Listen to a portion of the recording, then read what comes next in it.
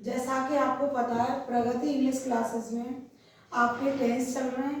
Tense में मैं आपको प्रेजेंट टेंस बता चुकी, पास्ट टेंस बता चुकी। आज हम सीखेंगे फ्यूचर टेंस।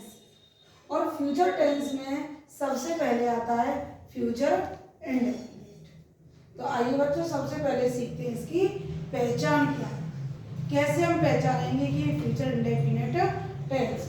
तो सब जिन हिंदी वाक्यों के अंत में गा गी गे या होगा बनेगा शब्द आते हैं उन्हें क्या कहते हैं बच्चों? Future indefinite tense. यानी सेंटेंस के लास्ट में क्या आएगा वाक्य के अंत में? गा गी गे या होगा बनेगा। चलिए एक एग्जाम्पल के माध्यम से समझते हैं। जैसे विद्यार्थी कल विद्यालय जाएंगे, है ना? तो लास्ट में क्या आया? जाएंगे, गाया, है ना? तो ये हमारा क्या हो जाए? फ्यूचर इंडेफिनिट टेंस होगा। अब देखिए इस टेंस को हम बनाएंगे कैसे। तो सबसे पहले कर्ता लेते हैं, ऐसा ये तो आपको रट गया। तो हमने कर्ता लिया। कर्ता क्या है? काम का करने वाला अर्थात विद्यार्थी। तो विद्यार्थी कर्ता हो गया। जाएंगे, है ना? ये हमारी क्रिया हो गई। और कहाँ जाएंगे? विद्यालय। अब देखिए इसे बनाएंगे कैसे। ये तो हमारी क्या हो गई? पहचान। अब इसको बनाएंगे कैसे? तो उसके लिए देखिए सबसे पहले लेंगे कर्ता, ठीक है, जिसे अंग्रेजी में कहते हैं सब्जेक्ट। उसके बाद लेंगे विल या शैल। अभी बताऊंगी मैं आपको बच्चों कि विल कहाँ लगाएंगे और शैल कहाँ लगाएंगे। उसके बाद आती है फर्स्ट फॉर्म और उसके बाद हम लेंगे कर्म, ठीक। अब देखिए हम शैल कहाँ लगाएंगे और विल कहाँ लगाएंगे। तो बच्चों first person pronoun, first person pronoun में क्या आता है? आई और बी, यानी मैं और हम। मैं और हम ये क्या हो गया? First person pronoun. इसके साथ हम क्या का यूज करेंगे? शैल का। और सबके साथ जितने भी ही, शी, इट या कोई प्लूरल सब्जेक्ट है, बॉयज, गर्ल्स, सबके साथ किसका यूज करेंगे? विल का। इतना मुझे समझ में आ गया होगा। अब देखिए जैसा कि मैंने अभी ऊपर एग्जाम्पल दिया था, विद्यार्थी कल विद्यालय जाएंगे। तो हमने कर्ता लिया। कर्ता क्या है? विद्यार्थी। विद्यार्थी की अंग्रेजी क्या हो गई? The students. जाएंगे तो बहुत से है ना, तो द स्टूडेंट्स लेंगे। अब लेंगे क्या? क्रिया, है ना? आई और बी होता तो क्या लगता? शैल लगता। लेकिन विद्यार्थी है तो क्या लगेगा? विल लगेगा। तो हमने क्या लगा दिया? विल। जाने की फर्स्ट फॉर्म लीजिए। जाने की फर्स्ट फॉर्म क्या है? गो। Will go. कहाँ जाएंगे? To school. बन गया बच्चों, कितना इजी है। The students will go to school. समझ में आ गया? दोबारा देखिए, गागी है तो लास्ट में आएगा बाकी के।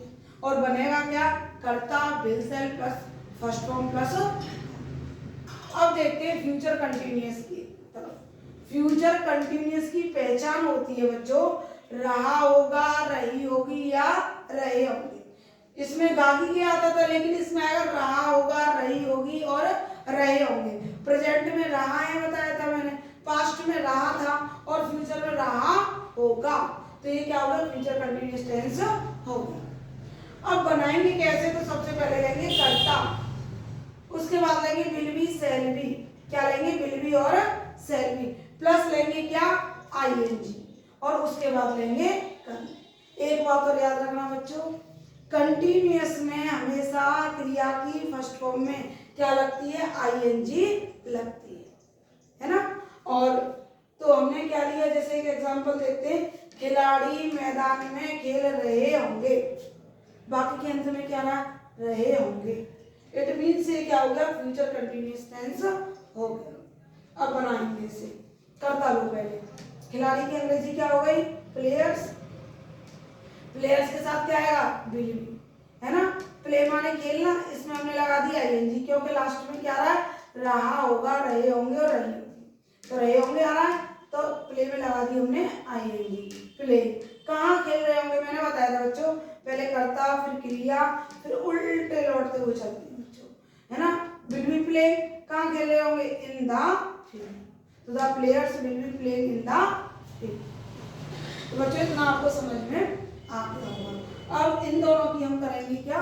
थोड़ी प्रैक्टिस करेंगे और हमें अच्छे से क्रिस्टल क्लियर हमारे माइंड में ये हो जाएगी। देखिए पहला है फौजी देश के लिए लड़ेंगे।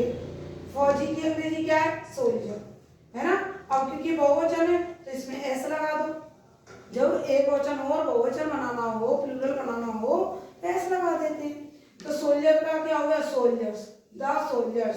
अब इसके साथ बिल लगेगा, बिल, और उसके साथ क्या है कि फर्स्ट फॉर्म फाइट। किसके लिए लड़ेंगे? उल्टा लौटिएगा, किसके लिए लड़ेंगे? देश के लिए, फॉर द कंट्री। तो the soldiers will fight for the country.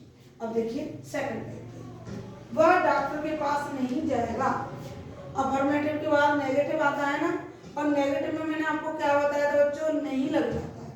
Hindi में क्या लगा हुआ आता है? नहीं। और अंग्रेजी में हम क्या करते हैं? उसमें नोट लगा देते हैं सहायक क्रिया के बाद में। तो वह की अंग्रेजी हो गई, ही हमारा कर्ता हो गया। तुरंत हमने लिया बिल, क्या लिया? बिल, और उसके जस्ट बाद हमने क्या लगा दिया? नॉट। He will not. जाने की अंग्रेजी क्या है? गो। किसके पास नहीं जाएगा? फिर उल्टे लौटेंगे, to the doctor. He will not go to doctor. अब देखिए नेक्स्ट सेंटेंस देखते हैं, भारत मैच जीत जाएगा। लास्ट में क्या रहा? गा रहा है ना, इट मीन्स ये क्या हो गया? Future indefinite tense. तो वही रूल अप्लाई करेंगे, कर्ता क्रिया कर्म। तो कर्ता लिया इंडिया, उसके बाद लिया हमने क्या? विल, और जीतने की क्या है? विल, क्योंकि विल के साथ क्या आती है बच्चों? हमेशा फर्स्ट फॉर्म आती है। देखिए प्रेजेंट इंडेफिनिट में भी फर्स्ट फॉर्म आती है और फ्यूचर इंडेफिनिट में भी फर्स्ट फॉर्म आती है। पास्ट इंडेफिनिट में आती है सेकंड। तो याद रखना है, इसे फर्स्ट फॉर्म लगाएंगे विल के साथ, India will win the match. अब नेक्स्ट सेंटेंस देखते हैं क्या है, बच्चा चारपाई पर सो रहा होगा। अब इसमें ध्यान दीजिएगा, रहा होगा आ रहा है, सिर्फ गागी के नहीं आ रहा, क्या आ रहा है? रहा होगा। इट मीन्स ये क्या हो गया? फ्यूचर कंटिन्यूअस टेंस हो गया। तो पहले लेंगे कर्ता। कर्ता क्या है? बच्चा। तो बच्चा की अंग्रेजी क्या हो गई? The child. और बच्चे की क्या हो गई? इसमें एस मत लगा देना बच्चों, तो चाइल्ड में एस लगा दिया, चाइल्ड हो गया। नहीं, चाइल्ड का जो बहुवचन होता है, जो प्लूरल होता है ना, वो चिल्ड्रन होता है। तो द चाइल्ड, फिर क्या आएगा? Will be. विल बी आता है इसमें। स्लीप में लगा दो आई, स्लीपिंग। कहाँ सो रहा होगा? On the cot. कॉट कहते हैं बच्चों चारपाई। इसका जो प्रोनाउंसिएशन मतलब उच्चारण जो होगा ना, वो कॉट होगा, ना कि कोट। ध्यान रखना, क्या होगा? कॉट। कॉट माने कहते हैं चारपाई, जो बुनी हुई होती है वो होती है कॉट।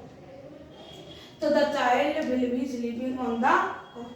अब लास्ट देखिए, लेखक कविताएं नहीं लिख रहा होगा। मैंने बच्चों अफर्मेटिव के साथ साथ आपको नेगेटिव के भी एग्जाम्पल दी है। अब देखिए लेखक की अंग्रेजी क्या हो गई? The writer. यदि कवि होता तो क्या अंग्रेजी लगाते? The poet. ध्यान देना। तो लेखक की अंग्रेजी क्या हो गई? The writer. अब राइटर के साथ क्या लगेगा? विल, तो हमने विल लगा दिया। अब विल बी के बीच में लगती है नॉट। हमेशा याद रखना, बच्चे बहुत गलती करते हैं, विल बी के बाद में नॉट लगा देते। नहीं, विल और बी के बीच में नॉट लगता है। ये आपके 2 नंबर पक्के हो जाएंगे। ये नेगेटिव में भी पूछा जाता है और ट्रांसलेशन में भी आता है। ठीक है, तो the writer will not be. अब लिखने की क्या है? राइट आनी चाहिए, लेकिन क्योंकि कविता है, कविता हमेशा बच्चों कंपोज की जाती है ना, लिखी क्या जाती है? कहानी। राइट की जाती है क्या? स्टोरी। तो the writer will not be composing poems. ठीक है, कविताएं, तो क्या हो जाएगा? पोएम्स। तो बच्चों आज आपको पास्ट इंडेफिनिट, फ्यूचर इंडेफिनिट और मैंने फ्यूचर कंटिन्यूअस समझाया है, आपको समझ में आ गया होगा बच्चों। तो कल हम सीखेंगे फ्यूचर परफेक्ट और फ्यूचर परफेक्ट कंटिन्यूअस टेंस। उसके बाद आप मुझे बताना मैं किसके ऊपर वीडियो बनाऊं।